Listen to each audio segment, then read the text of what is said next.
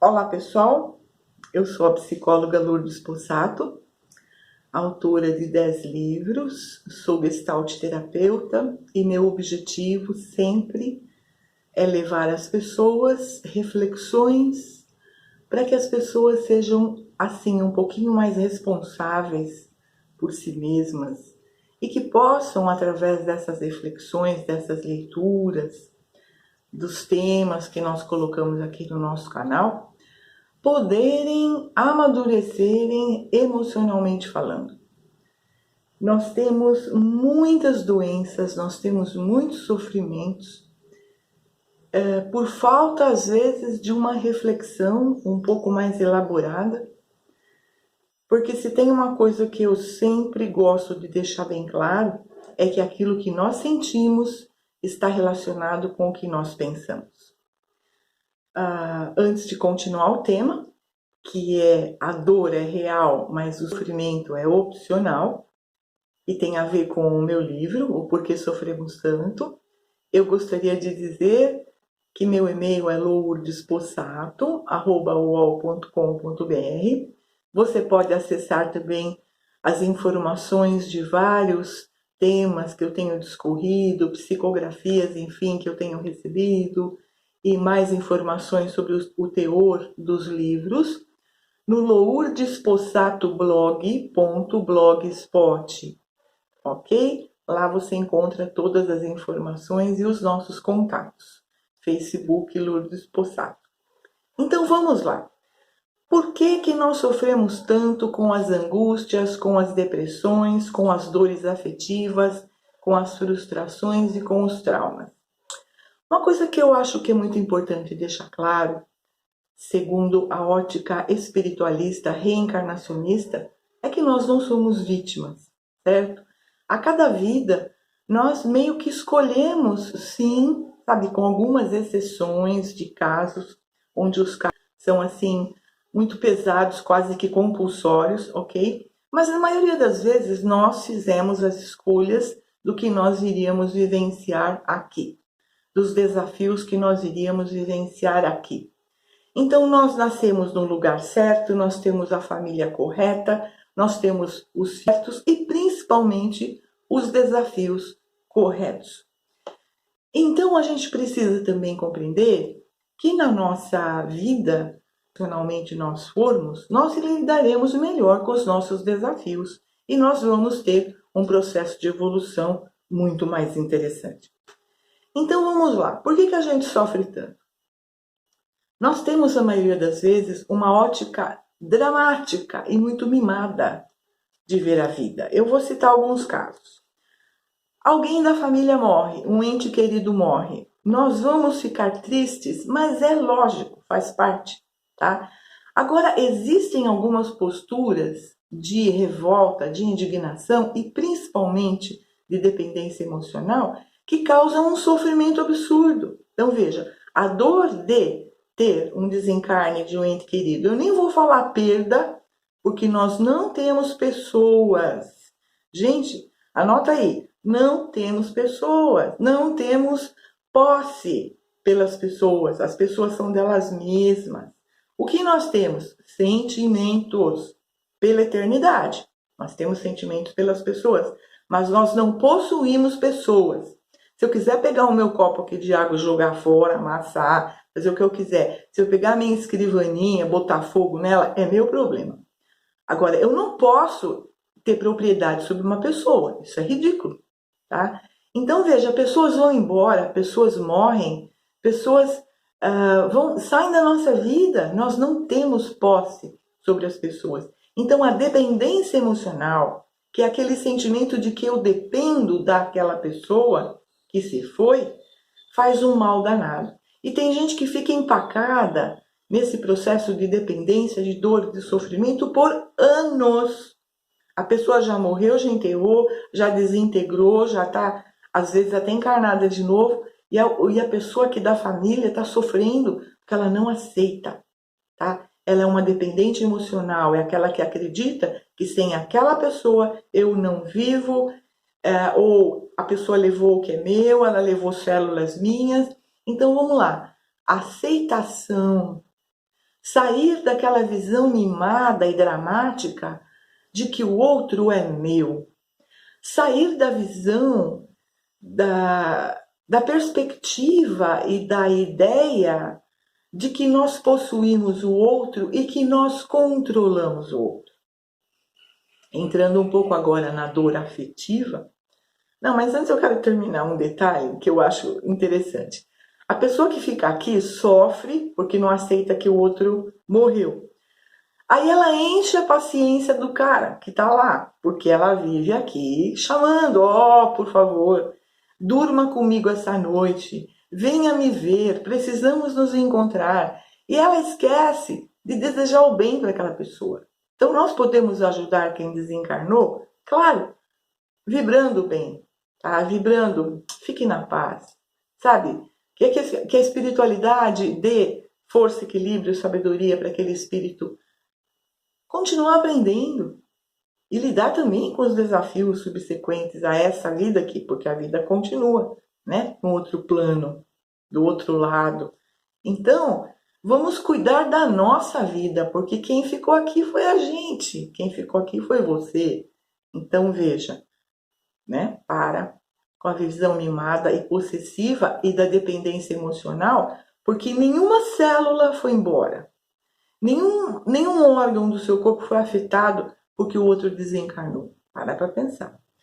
Um outro ponto importante da dor afetiva é justamente a forma de ver o que nós chamamos de amor e relacionamento. Eu ouço muitas pessoas falarem, mas se a pessoa gostasse de mim, ela faria assim, assim, assim, ela ligaria não sei quantas vezes e ela me traria flores. Uma vez, esse caso é legal, eu atendi um casal e havia uma grande diferença de ritmo, de forma de ser mesmo, nos dois. Eles tinham várias afinidades, é óbvio, tanto que estavam casados há um tempão, mas eles tinham diferenças assim absurdas. E uma das queixas dela era assim, ele não lembra das datas, nenhuma data, nem a data do nosso casamento. Aí ele virou para ela e falou, como assim? Eu não lembro da data nem do meu aniversário? Você deveria ser mais compreensiva. Aí eu olhei para ela e falei, é verdade? Ela falou, ele não lembra nem na data do aniversário dele. Então veja, por que ele deveria lembrar de outras datas? Ela lembra, mas ele não lembra? O fato de não lembrar tem algum grande significado? Para ela tem, puro mimo. Aí ela falou para ele o seguinte, você não é romântico, você não diz que me ama. Aí ele olhou para ela e disse, mas como é que eu deveria mostrar que eu te amo? Eu acho que eu mostro. Puxa, eu tô com você, eu cuido de você. Dentro do possível, a gente faz todas as coisas que você quer juntos. Como que eu deveria ser mais romântico? Ele disse, como? Aí ela disse, você não pega o meu batom, você nunca pegou o meu batom e escreveu no espelho, I love you, né? Olha que legal. Então, que interessante a condição que ela colocou para ele mostrar o amor dela. Ele caiu na risada, né? E aí o nosso acordo foi, como eu vou me fiar nas formas que o outro mostra que gosta de mim, né? Não tem que ser do meu jeito, cada um tem o seu jeito.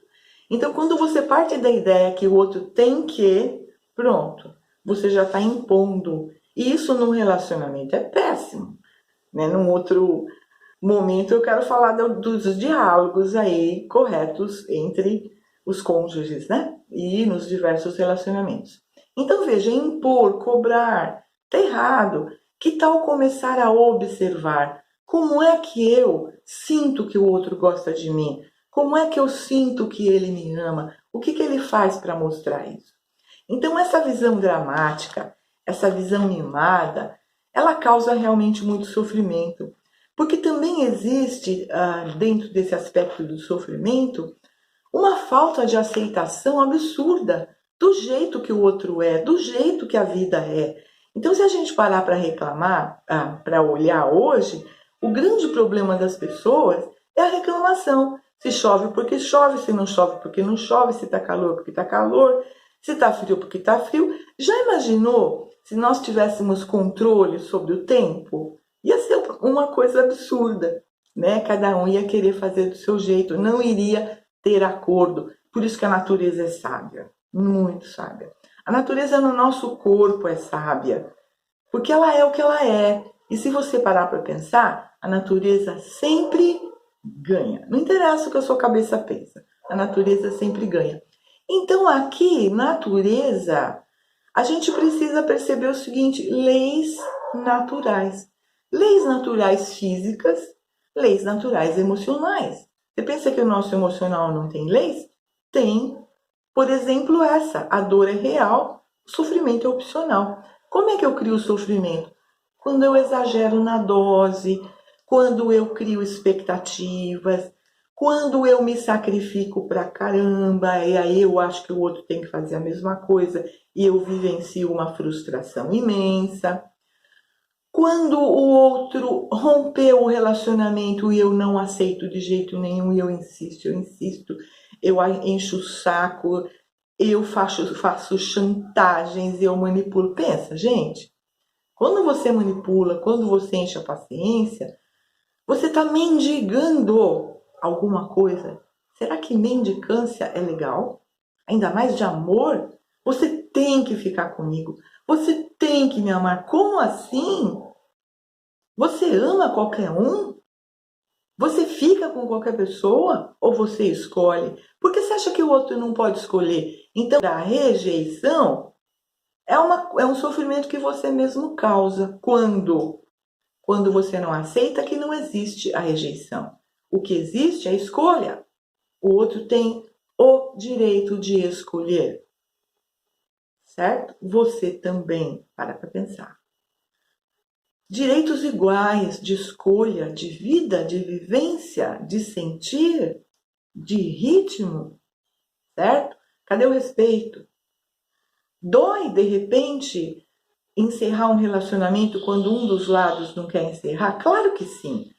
Mas também dói muito mais, o sofrimento é pior, quando a gente fica batendo o pé, quando a gente não aceita, quando a gente briga, quando a gente fica pensando.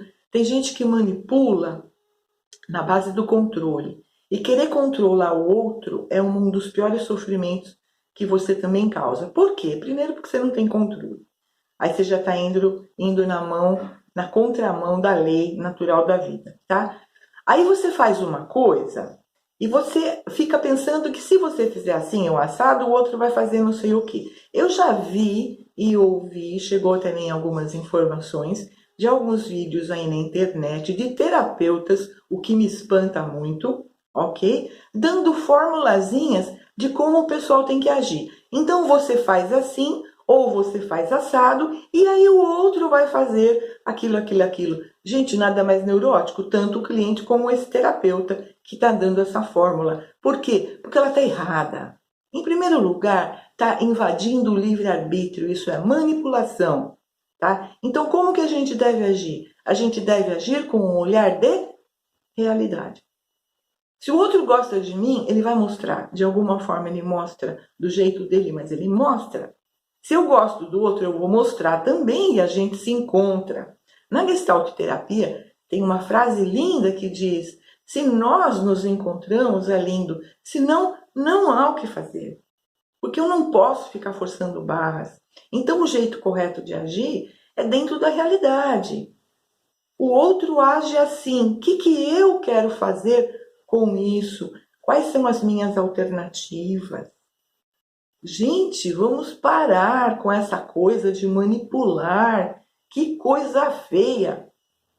Essa formulazinha, então você faz assim, fala assado, e o outro vai fazer assim o assado. Isso é manipulação.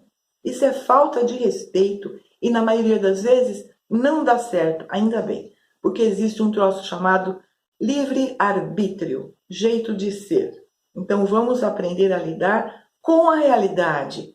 Isso é muito mais sensato, isso é muito mais adulto, isso é muito mais correto, isso causa menos sofrimento. Então, um dos pontos importantes para não sofrer, aceitar. Aí você dá um passinho para trás e você vai ver como lidar com aquela situação, certo? Outra coisa que causa sofrimento, autoestima baixa, porque em cima dessa crença de autoestima baixa, o sujeito acha que ele é azarado. Como consequência, ele vai ficar se comparando.